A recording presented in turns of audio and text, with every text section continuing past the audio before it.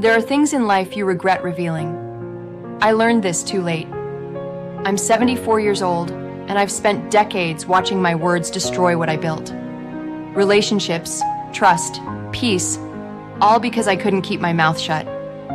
We live in a world where words have power, where one sentence can ruin you, where the people you trust the most can hurt you the deepest. I've made mistakes, terrible mistakes, and every single one started the same way. I opened my mouth when I should have stayed silent.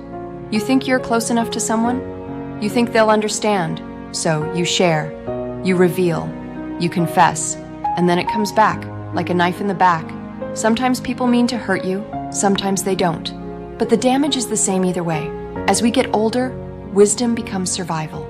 And the wisest thing you can learn is this: some things should never be spoken. Not to family, not to friends, not to anyone. Today, I want to share 5 secrets you must keep to yourself. Things that once you say them out loud, you can never take back.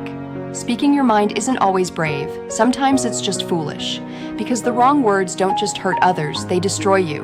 If this resonates with you, hit that like button and subscribe.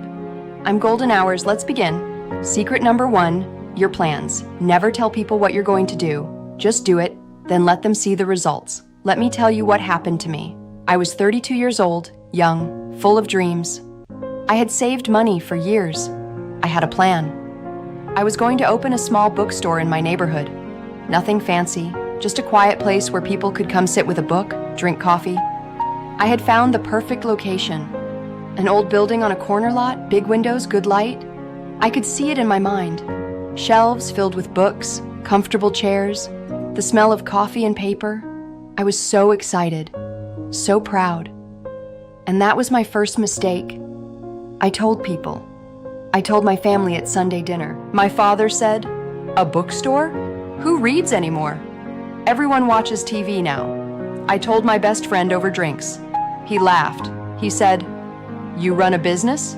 You can't even balance your checkbook." I told my coworkers during lunch. One of them said, "That's a nice dream, but be realistic. You've got a stable job. Don't throw it away."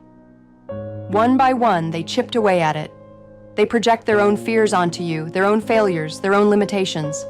And slowly, I started believing them. Maybe they're right. Maybe I'm not cut out for this. Maybe it's too risky. So, I didn't do it. I stayed at my job. I kept my head down. I told myself I'd do it later when the timing was better. But that day never came. And now, 40 years later, I drive past that building. Sometimes someone else opened a cafe there. It's successful. People line up outside every morning. And I think that could have been mine. Here's what I learned. When you announce your plans, something strange happens in your brain. You get a little hit of satisfaction just from talking about it. Your brain thinks you've already done it. And suddenly, the urgency disappears. And worse, people will sabotage you, sometimes on purpose, sometimes without even knowing it. They plant seeds of doubt. They remind you of past failures. They list every reason why it won't work. So here's what you do. Keep your plans to yourself. Work in silence. When people ask what you're up to, say, same old, same old. Keep it vague. And then, when you've done it, when you've achieved what you set out to achieve, that's when you share. Because by then it's too late for them to stop you. Remember this, silence is power. Secret number 2, your money. Never tell people how much money you have because money changes everything.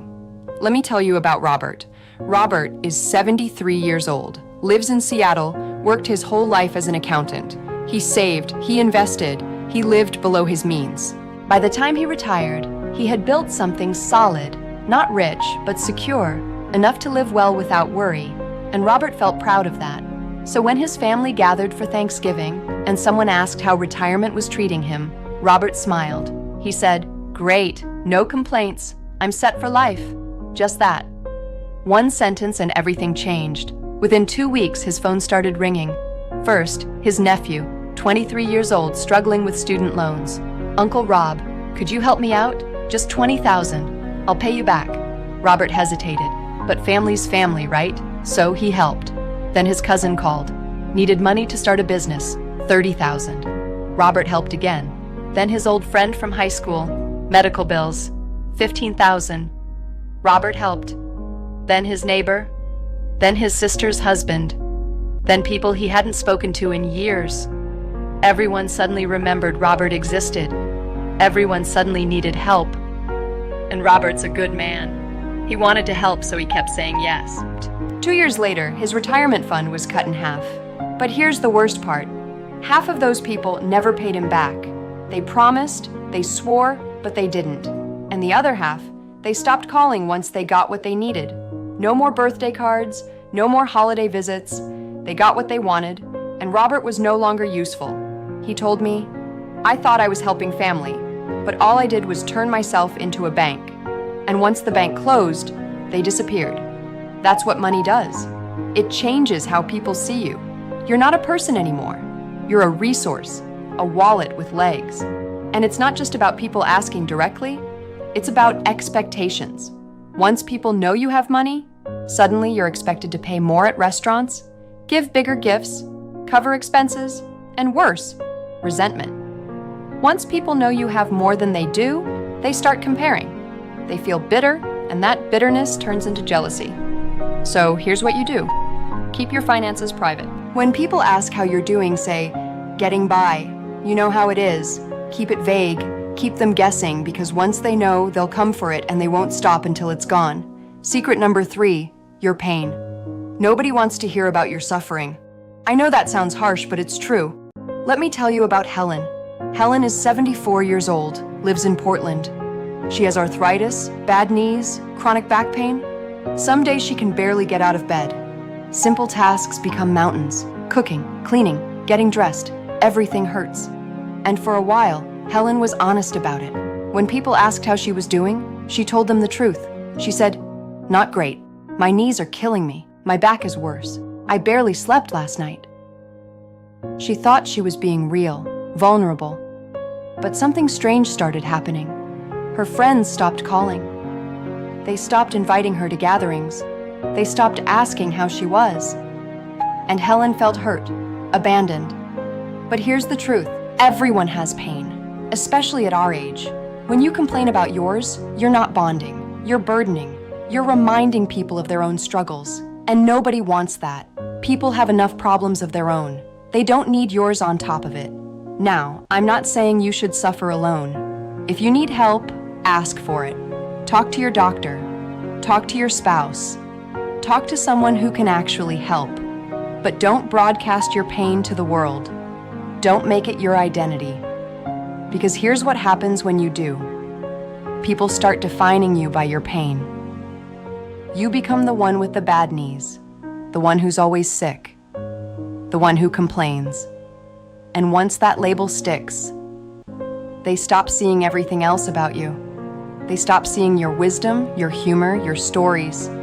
All they see is your suffering, and they don't want to be around it. Here's what you need to understand. People respect strength. They admire resilience. They're drawn to positivity. When they're around you, they want to feel lighter, not heavier. So give them that. Put on a brave face. Stay positive, not because you're pretending, but because you're choosing dignity over pity. Save your struggles for the people who can actually help. But to everyone else, be the person they want to be around. Remember this, your pain is yours to carry, not theirs to hear. Secret number 4, your past, your mistakes, your regrets, your shame, keep them buried. Because once people know, they'll never let you forget. Let me tell you about Barbara. Barbara is 69 years old, lives in Atlanta, and she's carried a secret for 30 years. When she was in her late 30s, she had an affair. Her marriage was struggling. She felt lonely, neglected, and she made a choice she regretted for the rest of her life. The affair ended. She stayed in her marriage. Her husband never found out, and she spent decades carrying that guilt.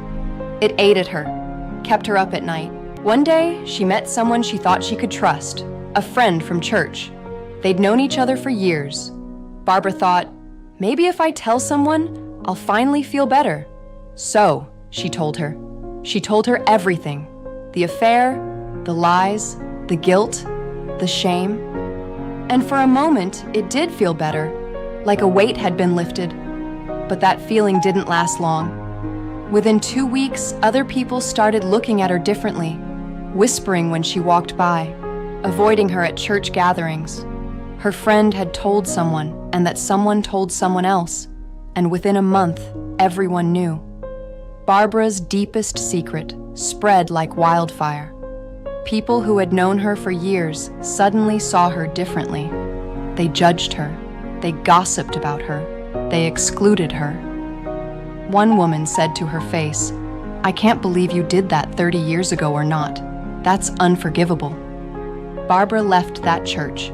She never went back. She told me, "I thought confession would heal me, but it destroyed me instead.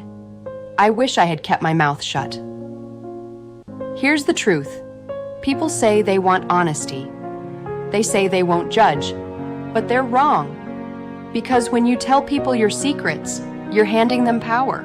Power to judge you, power to gossip about you. And it doesn't matter how long ago it happened. It doesn't matter if you've changed. Once people know, they'll never forget. And they'll never let you forget either. So here's what you do. Keep your past to yourself. Your mistakes are yours. Your regrets are yours. You don't owe anyone an explanation. You don't owe anyone a confession. Learn from your past. Make amends where you can. Forgive yourself, but don't share it because once it's out, you can't take it back. Some things are meant to stay buried, and your past is one of them. Secret number 5, other people's secrets. If someone trusts you with their secret, take it to your grave. Let me tell you about William. William is 78 years old, lives in Philadelphia, and he lost his best friend because of one mistake. Years ago, his friend confided in him.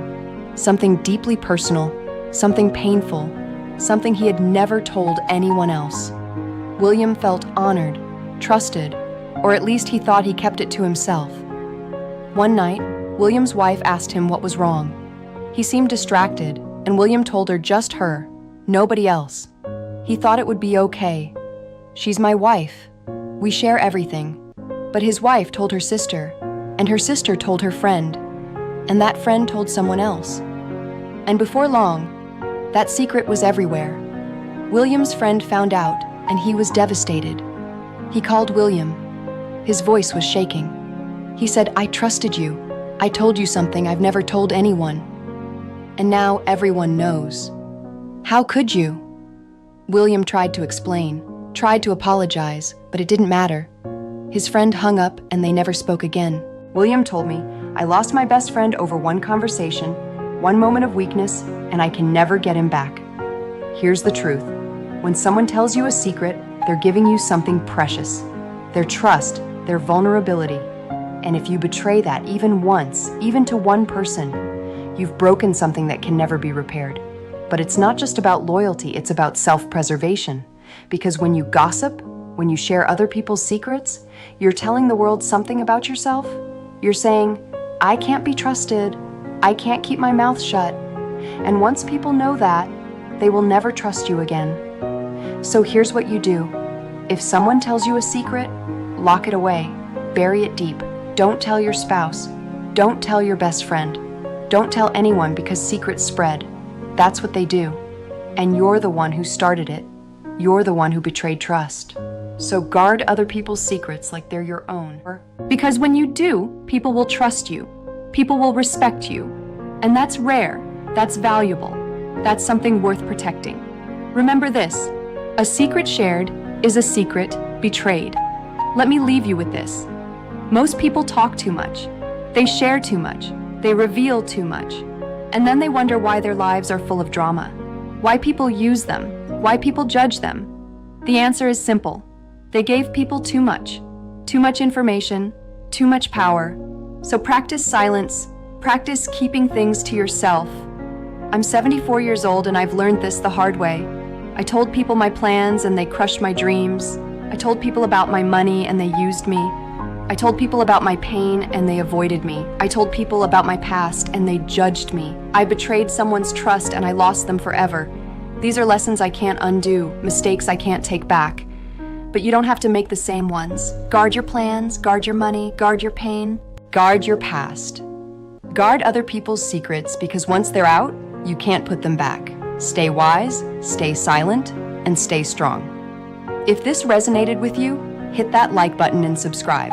Leave a comment telling me which of these 5 secrets hit home for you. I'm Golden Hours, and remember, your silence is your